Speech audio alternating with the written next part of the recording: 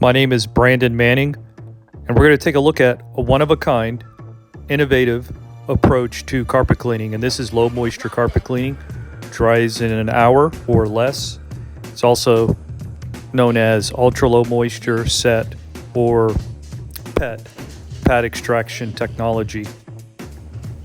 This particular machine is a Rotoset 360 extractor, and it spins at 360 degrees, and it's 1.5 horsepower.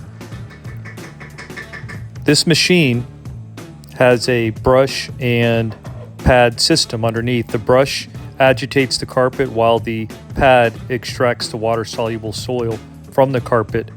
And there's over 9,000 bristles on this particular system, so it really agitates the carpet fibers really well. It really helps with the extraction process. This carpet will not resoil, and it will dry in less than an hour. Now that's round one. We're going to do a few more passes with different pads, but you get the idea of how much soil we pull out with this system.